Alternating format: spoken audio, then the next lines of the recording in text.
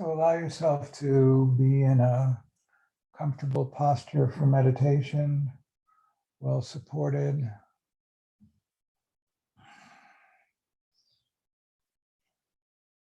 You can have your eyes closed or partially open, but not focused.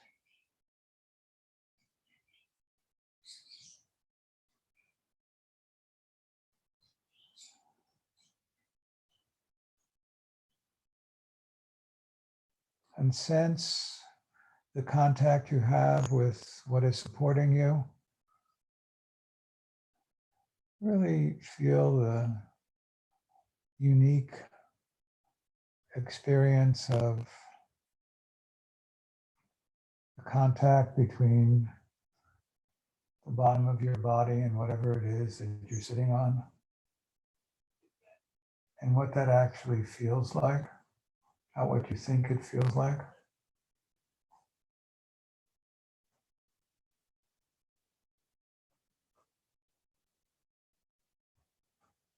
And allow your skeletal structure to be a source of support for you.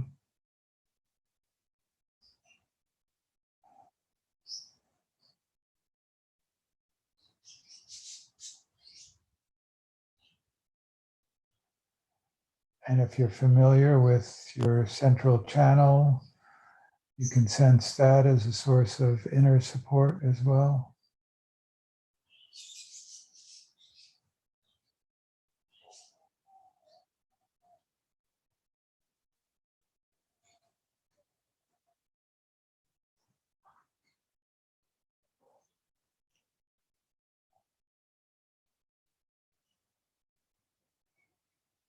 Allow your energy to be flowing, and we allow that to happen by sensing the bottom of our feet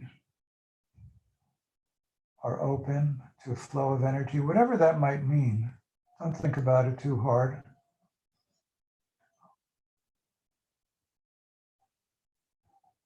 Allow the bottom of your feet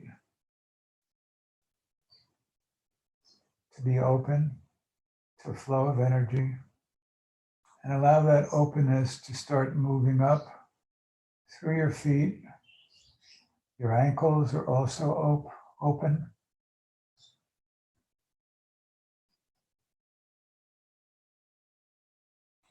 And your calves and shins are open.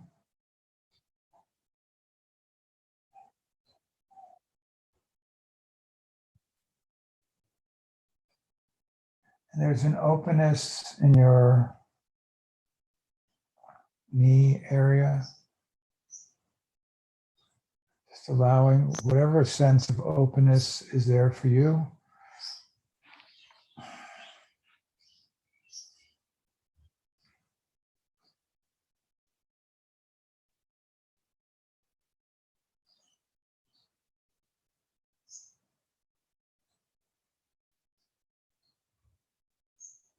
And your upper legs, outer, inner thighs, upper thighs.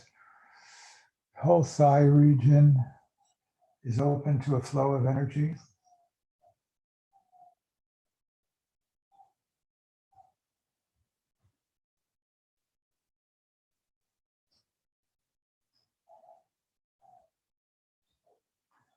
Moving into the whole pelvic belly area. Your buttocks is open, a flow of energy, and your pelvic area is open to a flow of energy. Moving into lower back is open, as is your stomach, your middle torso and your middle back.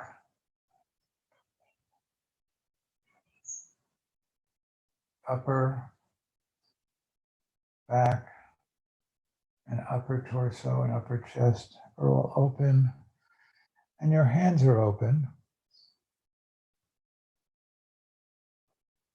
Your wrists, forearms, and elbows, your upper arms.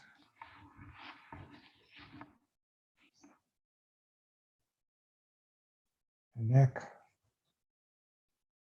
Then your lower jaw and your upper jaw. The back of your skull is open. Central part of your lower part of your head is open into the whole middle of your skull and around your nose and your ears and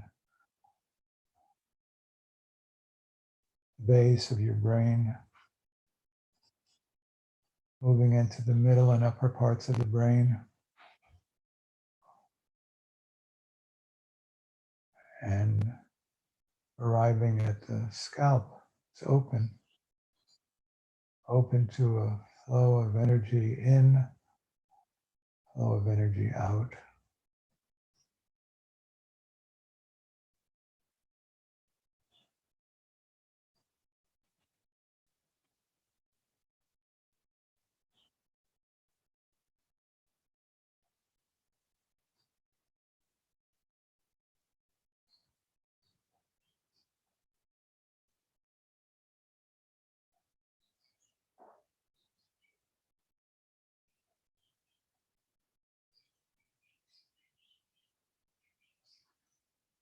And just sense the top of your scalp.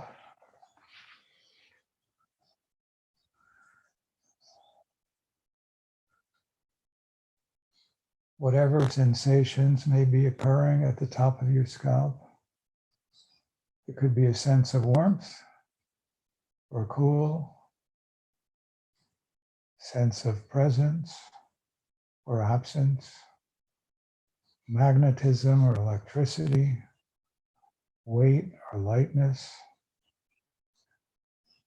Whatever it is, can we just be with the sensation at the top of our scalp and allow that sensation to be loose and relaxed.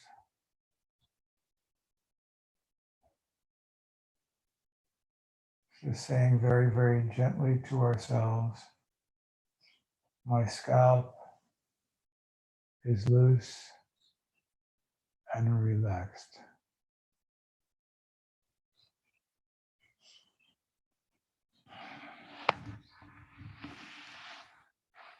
My scalp is loose and relaxed.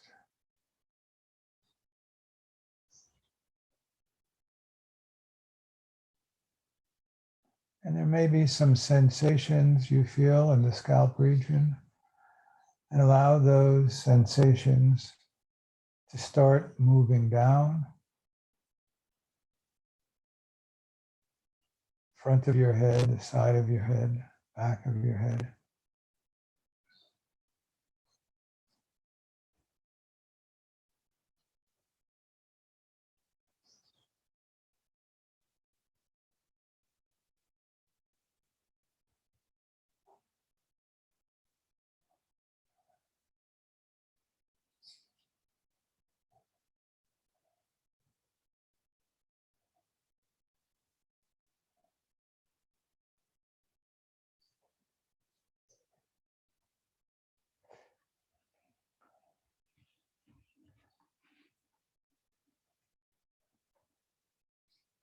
Allow the sense of tender relaxation to start moving down front of your head, sides of your head. Whatever is there, be easy, light touch. If there's a sense of contraction, see if it can be loosened. Whatever contractions, whatever weight, may it be loosened and made easy. May there be a sense of lightness.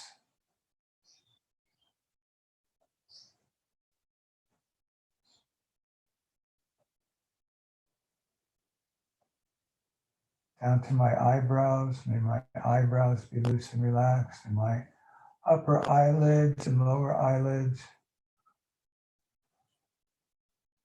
My cheeks be loose and relaxed.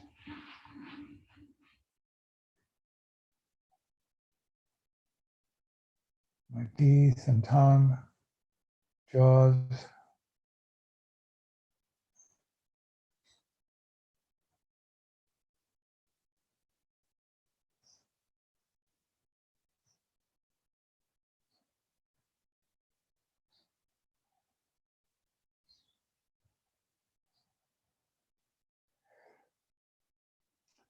The back of my head, the occiput area, down the back of my head. My whole head region is loose, relaxed, and even spacious. Loose, relaxed, spacious. Maybe I sense my head, maybe I don't. Maybe I both do sense it and don't sense it. Maybe it feels like empty space. Maybe it feels very solid. Doesn't matter. I'm aware of whatever is being experienced evenly, acceptingly, tenderly.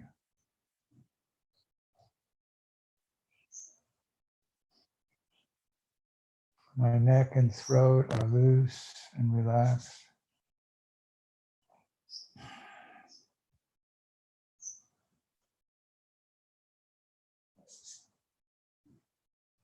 To the area about my neck where it joins my shoulders, that's also loose and relaxed.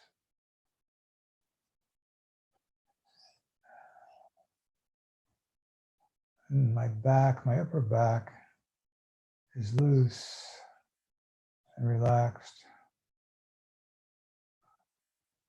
Maybe I'm aware of all the burdens that I carry, and maybe for a few moments now, we can just let that loosen and be relaxed.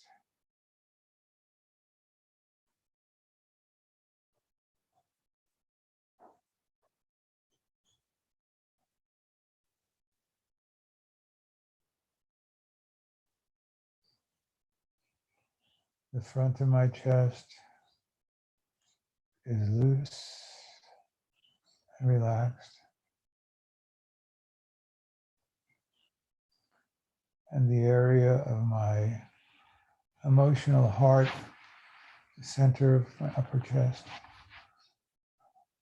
is tender, loose, and relaxed.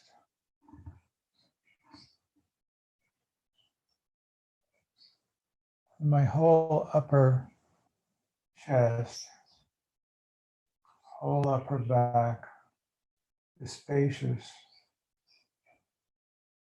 I may be aware of my body, might be clearly aware of my body, might be flimsily aware of my body, might be aware of spaciousness, maybe some alteration or mix, doesn't matter. Tenderly accepting and aware of my upper body,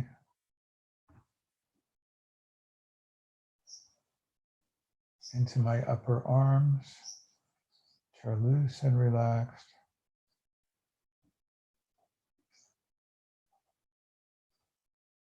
My elbows are loose and relaxed.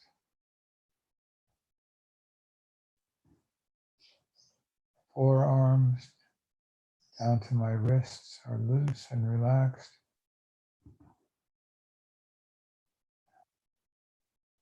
And my hands are loose and relaxed.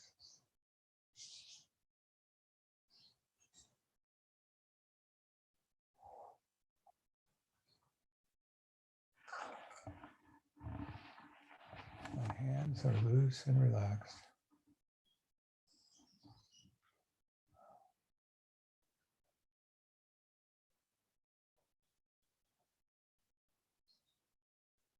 And it can be particularly centering and relaxing to just allow our hands to feel as if they're in warm water or warm sand, and imagining my hands are loose, warm, and relaxed.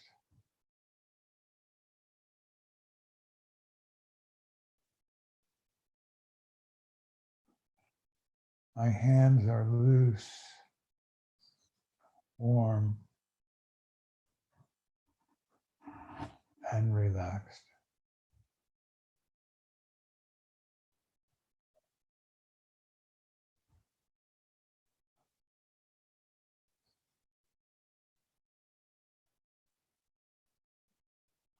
We can allow our upper arms or elbows, our forearms, and our hands to be relaxed and spacious.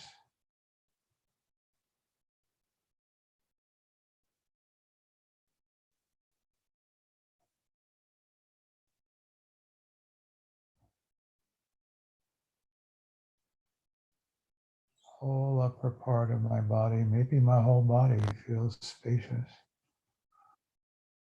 And just be aware, do you have a lot of thoughts, few thoughts, no thoughts? You have a lot of emotion, some emotion, no emotion. Is there some sense of edge or boundary to your body and your awareness? Or is your sense of body and awareness without edge, with a soft boundary?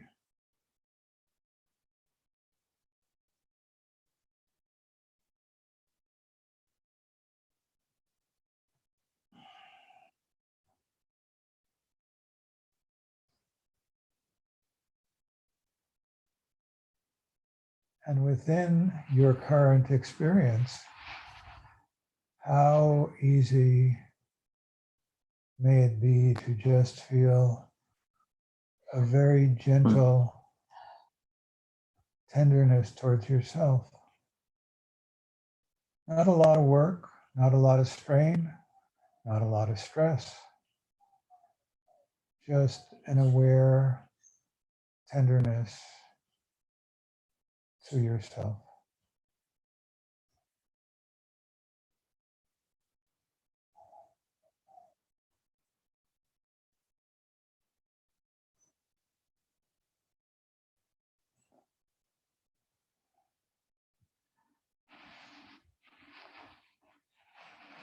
And is there one person who is dear to you, to whom you can extend in a very natural way the sense of tender care, this tender care?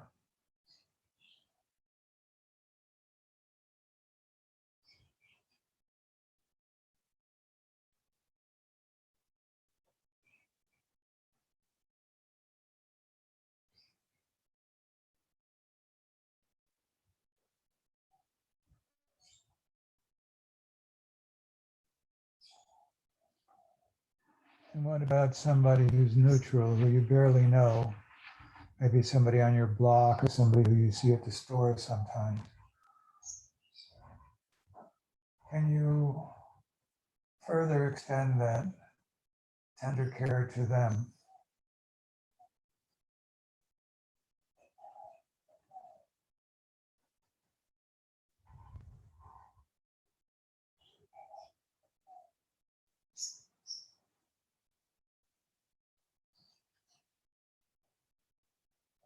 And then maybe somebody who mildly mildly unsettling to you, not majorly unsettling, so mildly less than ideal, could you extend a sense of tender kindness towards them? Easy, just a natural extension of spacious open-heartedness.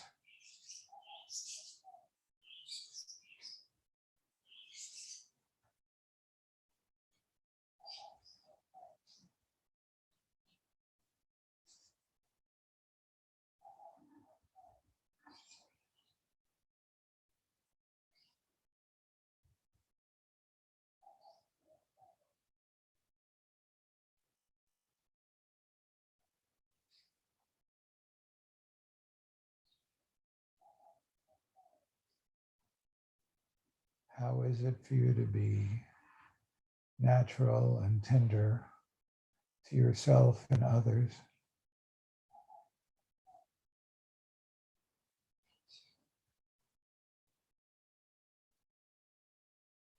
Is it tolerable to be tender and kind to yourself and others?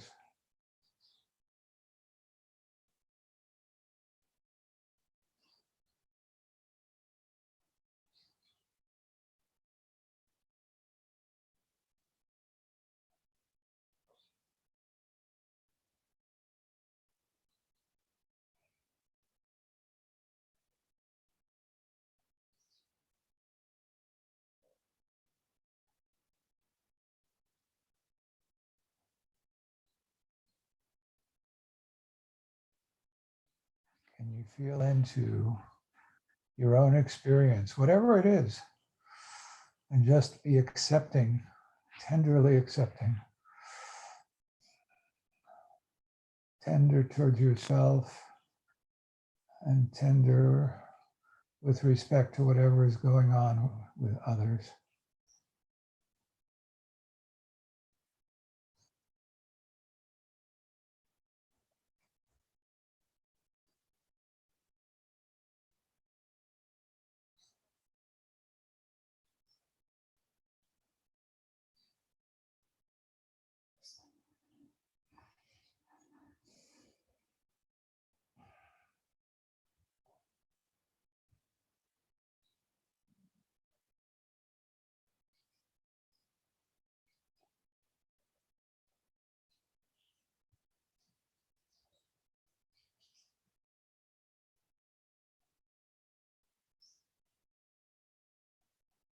And slowly we can return to our shared space. And when you're comfortable, if your eyes have been closed, you can open your eyes again.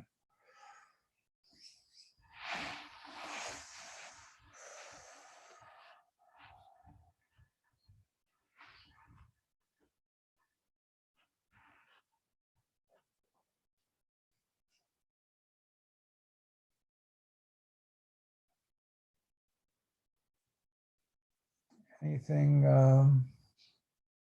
come up in that for anyone that anybody wish to say anything about how that was, or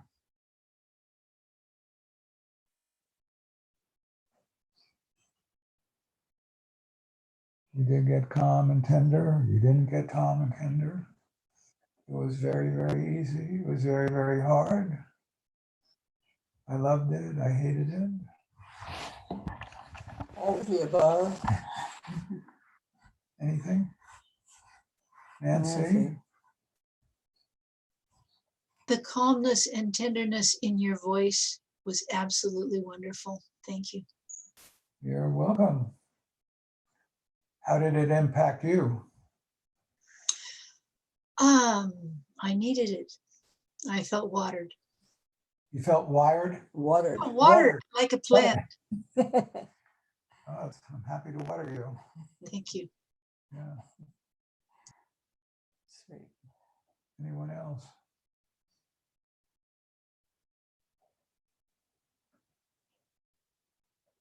Anne? I found it surprisingly easy to transition between different objects. you know, the transition between the loved one and the neutral person and the mildly irritating person. I didn't Yes. really notice. It was very smooth. Uh-huh. The kind of feeling tone of the meditation just there was a lot of it was very universal. It didn't ping off the object. Nice. Sometimes the object affects a ability. It was just more like a radiation, radiating out equally. Nice. Yeah, nice. Quite interesting. Yeah, nice to hear. Thank you. Would you say that that was along the scale of feeling separate from an object? You know, we can sometimes feel very separate or less so. Where was that for you? Yeah, no, I actually felt very connected. Actually, it's strange. I had an image that we were all holding hands, the four of us, because I was also generating but receiving the metta. So like it felt very, yeah, there was definitely like a connection. I didn't feel separate, which is quite interesting because I've been reading a lot of stories today of individual, deaths from COVID and feeling a lot of like real sadness, but also just very empathetic, like they're all strangers to me, obviously, but I'm just reading, news stories, but they don't feel, I feel connected to the stories. I'm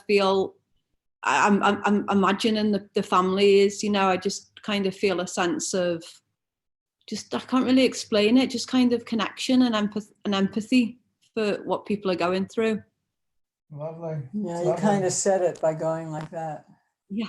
It is lovely. I feel for myself and perhaps generally in the life of a practitioner, really any human being, but speaking as practitioners, that it's very significant to notice how we are with respect to this sense of separateness, because it seems to me that it changes a lot and we can learn about how it feels at different levels of separateness and maybe even begin to learn about how we are when we feel this more or less separately. And I feel like it's really significant, a really significant human thing, like you say, feeling empathy, because we're part of the same world. Let's face it, COVID is everywhere. It could be me, it could be anyone.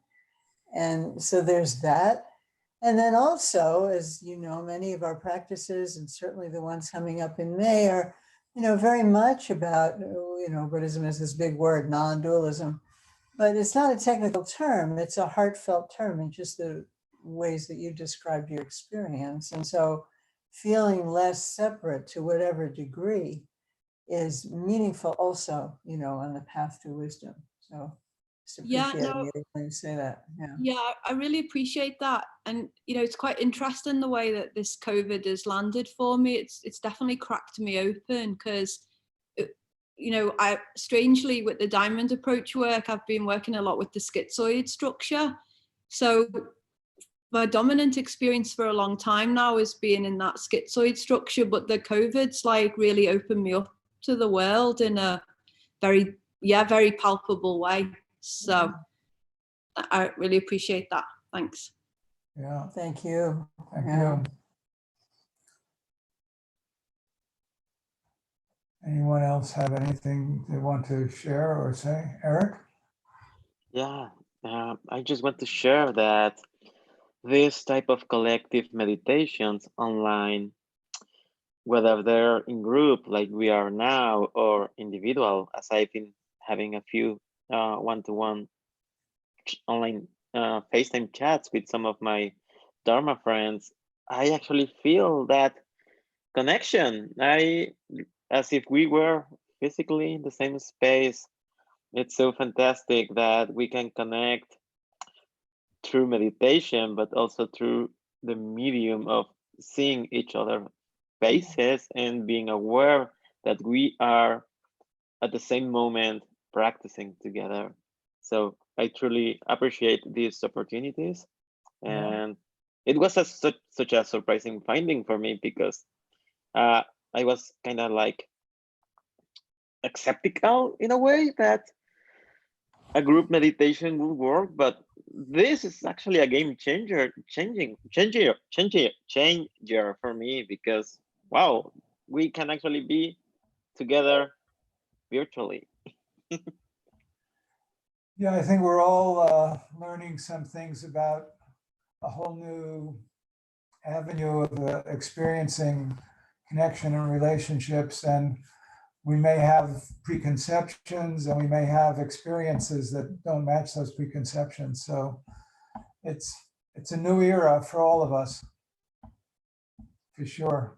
You know, the medium in some sense is virtual, but our connection is not virtual. You know, we are speaking, we are transmitting with our wings, the wings of the geese that are always transmitting. I mean, that's what living beings do. We transmit to each other, and when we can see each other and sense each other, and above all, sense ourselves, as Harvey was continuously inviting us all to do. You know, what are you experiencing? Whatever it is excellent. What are you experiencing? And, you know, we get more in touch with ourselves, and that's part of what brings it alive when we're together. Yeah. It's very significant to look into how it impacts us to be together in this way or in any way, because it's part of our human reality. So I thought I would read some more and then we'll have some more conversation. Anne might have something she wants to say. Again, I'm reading from Pema Chodron's Tonglen. She's a long-term student of Trungpa Rinpoche. So she says, practicing sitting meditation or shamatha vipassana a little bit every day is a good way to start training in the Tonglen attitude. It's a way of checking in with your state of mind, like holding up a mirror to yourself. Sitting cultivates both absolute and relative bodhicitta. As an absolute bodhicitta practice, it teaches us not to grasp at thoughts and emotions as solid. As a relative bodhicitta practice, it teaches us maitri and compassion for ourselves. So in many ways, the simple paragraph is almost a summation of all practice. And the practice that I did today was a way, a pith teaching of moving between calm and spaciousness and then kindness and love. Sometimes we start with love, we move to calm, we might arrive at spaciousness. Sometimes we start with calm and we go to spaciousness and we go to love. They're all sort of different avenues of engaging different facets of our deep Buddha nature, if we like. And it's, as she says, it's important for us to have practices that can calm us, have practices that can create a sense of spaciousness where we're not taken up with every minute state of our emotions. And it's also very, very important for us to be able to relate kindly to ourselves and others. And nowadays, of course, we listen to the news or we hear what's happening. There's so much challenge to our sense of calm, maybe our sense of spaciousness. Hopefully, we can use what we hear about to really deepen our sense of empathy, as Anne was saying, and just recognize how we are all in this boat together. We're all vulnerable. We all know people who have already or will get sick. And can we, instead of just shutting down and trying to protect ourselves, can we just have a really open tenderheartedness? I know some Dharma authors like kind of a phrase like wisdom of insecurity. you know, most of us, if we haven't been in therapy or if we haven't been involved with Dharma, do everything we can to avoid an experience of insecurity. It's not intuitively what most of us want to go to, but is there some way, not to be overwhelmed, but is there some way we can develop a bit of a tolerance for not knowing what the heck is going to happen? Because guess what? None of us actually do. And pretty much every day in this situation, we're all faced with a kind of scriptlessness. You know, and I talk fairly frequently of how we get stuck in invariant representations and expectational biases, and that's not life. And really life is vibrant and unknown and not necessarily disastrous. It's just vibrant and unknown. But that in itself, I think, is very, very threatening to many of us, where we, especially if we had some difficulties growing up, we may feel we need a lot of certainty with every step we take moving forward. So just some things to contemplate, and I'll continue to be reading from Pema Chodron. I don't know if you have something you want to say or want to read, or we can open it up for to hear how people are doing. I'll just say one thing in the flow of what we're talking about now. I had a few things in mind, and this one is showing up right now. I just thinking again of this kind of theme this evening of opening up to, you know, to tenderness, to a certain kind of vulnerability. And it seems that that's kind of the other side of love and empathy, and saying, you know, very moving words, you know, the COVID has kind of, you know, I don't know if you said broken you open, Right. but cracked you open. Yeah. So it's really such an archetypal and important experience. Not that one has to be cracked open in a devastating way, although here we are.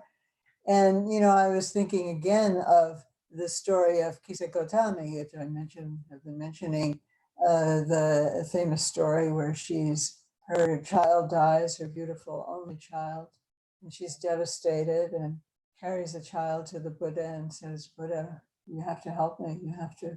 And as you remember, he says, well, go to some house where nobody has died. And I think that that for her was the COVID experience. You know, she saw, as we are seeing, that everyone is vulnerable, that no one is in a COVID-free zone. No one is in a death-free zone. It's just not part of what's available in our existence. And there is something about that that is so tender and so true, so undeniable. And one way it cracks open this kind of security that we want to have, which was never real in any case. And also it makes us realize that there's something else to do with our lives than trying to find some place or state that makes us impervious to the circumstances around us, which feeds into the principle of dependent arising, which is part of insight, recognizing that we are all impacted by everything, by each other, by the world, by something, a bug that, you know, first surfaced in China this particular time. And here we are. We're not in another world from that at all. And there's something, I don't know how you feel, and I'll be asking you in a minute how you feel about all the things we've discussed. You know, one way that's very terrifying, but another way, it's very, you know, I'm part of something. Do I really want to be all alone in my private castle while everyone else is going through all sorts of things that I would surely prefer to avoid, but nonetheless, to feel part of this raging, catastrophic humanity, which at the same time, as we know, has all of us, each one of us has enormous potential, enormous potential. the young Naga princess who comes to, who Manjushri discovered, and she comes to the Buddha and she says that she can attain enlightenment just like that. And the Theravada straight man Shariputra says, what do you mean? Buddha himself spent, eons working towards it. How could you possibly do that? You're an 8-year-old girl. And by the way, a girl. It doesn't work in your favor in circumstances. And, and of course she does manifest Buddhahood right then, just like that. And, from our perspective, particularly the Mahayana and the Dzogchen perspective, which we are really learning more and more about, yeah, that's how we see ourselves too. And not because we're mired, but because wisdom becomes possible as we look more closely, as Harvey's meditation was also suggesting. Yeah, I'll come back to the Naga princess next time. I'll stop now, see where you're at, what's going on. We'd love to hear from you, just what's happening, how you are, I what haven't your seen Nom's face in a long time. Wow. experience, strength, or hope. What's everybody working with, expressing? Not expressing, sick of being Challenges. inside. Challenges met. Happy not challenges to have to overcome. go outside. Who would like to share?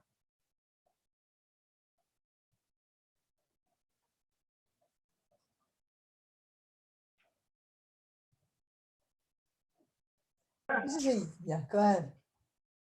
Me? I don't know, somebody was Yeah, trying to speak. Mark, I guess Yes, Mark. you're cleared. Okay. Well, I think one thing that I'd like to share from earlier was my mind was really grasping at. So a lot of thoughts were popping up, and just I think that there was this assumption there would be thoughts, and thoughts would keep flowing, and then it was kind of like a whack-a-mole with thoughts coming up, and then one kind of thought of one perspective, or I guess thinking was well, you need, if you relax, you can, that's kind of a step into wisdom, into even growing in practice. I think there was just well, why am I relaxing? Why, this seems like I should be able to skip over this. And then I was like, oh, it's okay, well, this might be useful. And then that helped kind of dissipate the mind wanting to have more thoughts. That was pleasant. It was nice. Oh. Say that again slowly. I just want to appreciate what seemed to be the sequence. Yeah. So my mind was jumping around, kind of whack-a-mole. Yeah. And there was this kind of I guess maybe like a craving, or this assumption, thoughts need to keep going, and things need to be more, you have to do something, kind of, doistic. And there's a memory or a thought of, I don't remember, I don't remember when you guys were teaching it, or who, of just, well, if relaxation is a gate into wisdom and into doing other work. And I was like, okay, well, I don't need to. I think my mind was wanting to skip over it to do something, and it was like, well, why am I bothering to invest in just relaxation? And when that thought was there, it's like, okay, we're good. And there were much fewer thoughts after that. Yeah. Nice. So would you describe that? I mean, this is a little bit of I don't know what kind of question this is, but would you describe that as an active experience or a passive experience? It was more experiential than a equation or an action. So it's more experience, more in a way receptive than doing. Mm-hmm. Yeah, nice. Yep. One of the skills we do cultivate is being more receptive. And it's ironic. It feels like you got to do something, and yeah, that's just won't get you anywhere. Well, it'll get Yes, everywhere. and cultivating doing less runs up against an interesting set of linguistic kind of paradoxes. But it's exactly what we do. And not the only, last, oh, sorry, yeah, keep going. oh yeah, you go.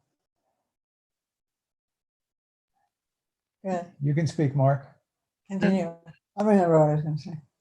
I was just gonna say it was nice to hear what Ann Glegg said over in Florida, feeling how connected we are, and that was it's true. I think we're all, I mean, it's kind of it simplifies down all.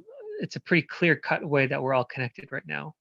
It's very palpable, and we see other people realizing it, and um it's just, yeah, there's a lot of energy in it. So it was a very sweet thing to bring the meta and the loving kindness portion, because it just it feels very natural to bring that up, and it feels very healing.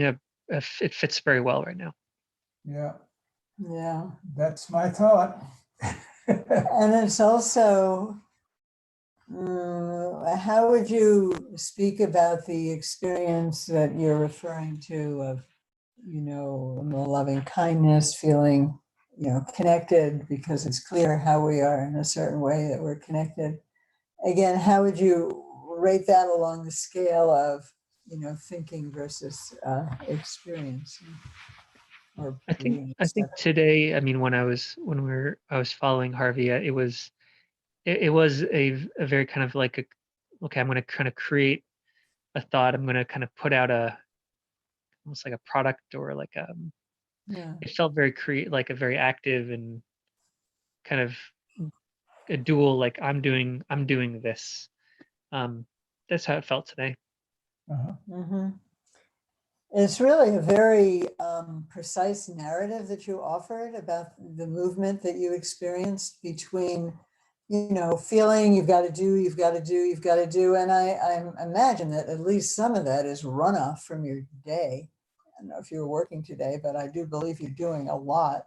And, once that motion gets going, it will keep going. And then the very interesting self-reflection you had of, well, I need to do something. Well, why should I relax? And then, kind of, it sounded like there was a little bit of a cognitive piece in there. Well, yeah, I should relax because, I've heard this stuff, relaxing makes you more open. Okay. And then at some point it felt like you didn't use the word, but it felt like, okay, now Mark's got permission to relax because it has meaning.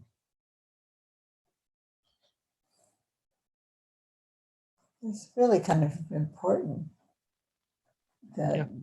so I'm glad. I also couldn't quite follow it. I was also going to ask you, as Harvey did, to say it again, because there's a lot in it and we haven't uncovered all that was in it, but it feels like it's very rich, especially because for us as practitioners and as human beings, especially as human beings in a difficult time when it's very easy to just feel I've got to do something.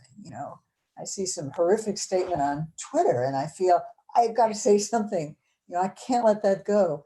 I mean, I think we're all familiar with that.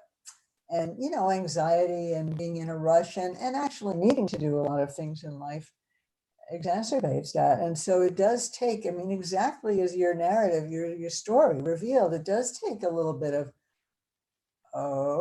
it's a little bit of a turn, right? To go from doing, and, a certain sense of controlling and a certain sense of use, as you said, of, dualism, separateness, and then, wait a second, that's not the only way I can be. In effect, you said to yourself with different words, no, I could, and you did it. You turned a corner. That's quite interesting. Just want to highlight it and thank you for bringing it up. Thank you. Yeah. Anyone else wish to share any observations about how things are going and challenges faced, challenges met, challenges overcome?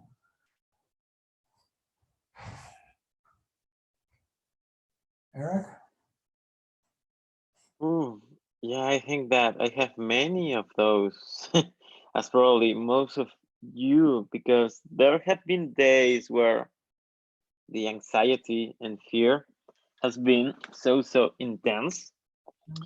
So what I've been doing, I lived very close to a huge national park, Presidio. So I just connecting with nature, it's super grounding to me. And wow, I'm such a privileged person right now for being so close to nature. That has helped me a lot. The second thing has been listening to my teachers, listening and rewatching the teachings that I've received. I now more than ever realizing the huge refuge that is Dharma or Dharma. And also more like going into meditation and again taking refuge in that awareness that it's certain that awareness certainly never gets afraid, it's never anxious. And then I realized that I'm just experiencing that fear, that anxiety, and then even connecting it with this meditation, aside from your instructions, Lama Harvey, one thing that I've that has helped me ground my awareness is this thought, this notion of going back to realize that I'm not my body and that my consciousness is not in my head. That's something that I heard from one of my lamas, Alan Wallace, and he just mentioned it like it's just a persistent illusion that we have that our consciousness is in our head. And he's been starting his meditations like that, grounding that awareness on the ground, certainly in the lower parts of our body. And just doing that quick exercise has been a game changer as well in my practice, fully bringing my awareness to the lower parts of my body, in particular as the one touching the ground. And from there, just realizing that indeed, everything that happens doesn't belong to me, not even my body. And whatever we are experiencing, it is not finally who we truly are deep inside. And that's where we take refuge in that awareness that doesn't depend on anything. And that has been solace and a true refuge for me in these days. Yeah, well, thank you very much for sharing what's inspiring you. It's very helpful to hear. Appreciate it very much. No, thanks to you. I appreciate you both. Thank you so much to you all. Yeah, thank you.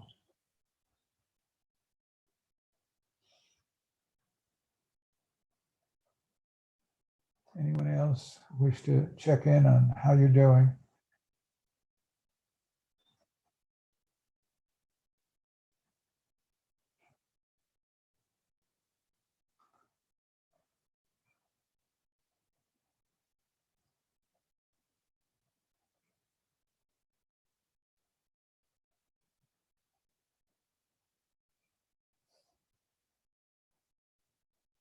Jindati?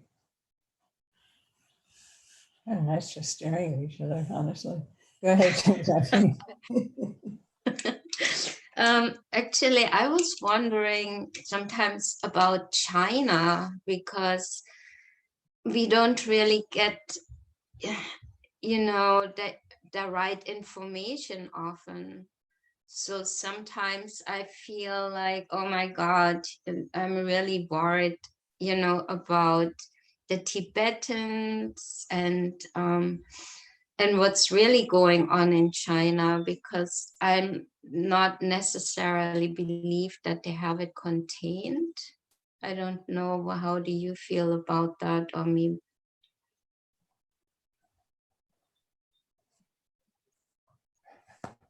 We don't know. It's true. We don't know. Seems like things are better than they were, but yeah. Big area of not knowing. yeah, I guess The question it's- is, I'm sorry. No, go ahead. I like to hear what you want to say. We can't, there are things we can't know. The question is, what can we do with that acknowledgement? We can't know it. We can't fully know it. We have some idea, but To our Can be- understanding, Rinpoche and Jetsama are okay, which is very yeah, important. they're okay. And then what's going on in terms of public numbers and so forth. Of course, there may be a lot of discussion nowadays about that, but so far we understand that Jetsama and Rinpoche are okay. Okay. Thank you. Yeah. Other than that, I'm doing pretty well. My housemates and we are starting to clean the house, Wow. which is historic. Since I guess, I understand that. and so it's there's a lot of cleaning up and awareness and connectedness and that has been quite nice, and we do yoga together, stuff like Great. The community, that's lovely. yeah, it's a community. I think there's a lot of risk for some people because there's so many people and some people go out. I mean, everyone tries to be conscious, as I understand, but today one housemate left just because she is really scared about herself getting sick. And so I guess for some reason I'm not scared to get sick. So then it's because eventually we might all get sick anyway. And so some people, so as I understand this virus is like an information, it's not alive. It's like a DNA or RNA information, and we integrate it in our bodies. It's in us, between us, and it's new information, and not, and it's extremely sad that so many people suffer, but maybe it's not necessary to. Apparently some people have no to very, very few symptoms. So anyway, I forgot why I said that, but that's what I had to say. Yeah. Thank you so much for doing that. It's so nice, to see you and to see everyone. And there's some other groups I'm connecting with, which, I haven't, before. So it's a lot of connectedness happening. Good for you. That's Thank great you. you're doing Thank that. you. It's Yeah. lovely to hear from you. So it's about 8 o'clock, and so we're about at the time to conclude.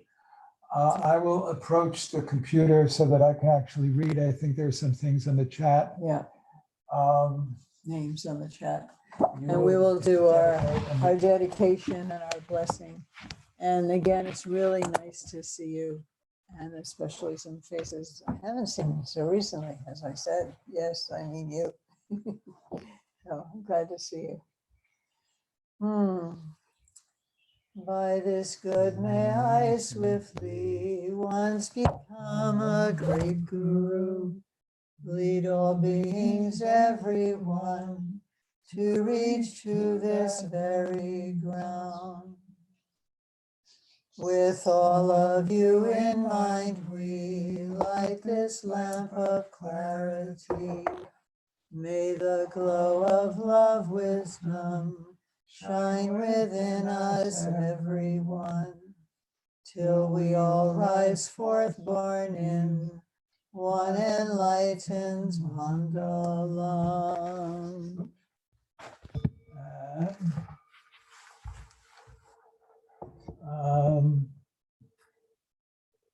So we have Ellis Marsalis in the Bardo, Alan Block in the Bardo, Donald J. Trump, Marconi, Era, Judy, L.D. Cunningham, Marcia Potempa, Kenneth Goodrow, Senior, Nursing Home, Ben Lannon, COVID, Jerome and Shedra Goodrow and family, Mrs. Ann Glegg, Mandy Glegg, Debbie Glegg, Johanna, Juno, Justin, Baby Jane, Elaine, and all healthcare workers, Rick, Jeff Vayu, Freddie Olson, Joy, Alice, Anthony, Greg, Mona Lisa, Chandra, and son. Let's see. Chandra and son. Cindy Pogue, Hazen family, healthcare workers, our lamas, our and all sanghas, our skylit home, and all suffering children. Corona Shantan Kuruye Soha, elephants in Thailand. Rick Wilson, Betty, for all beings to wake up and feel reconnected. Gary. Yay. And tomorrow at 10:30 Texas time, we'll do Green Tower practice. Everyone's invited. The text is available on the link. So we'll share everything, our transmission connection with our tender, loving awe.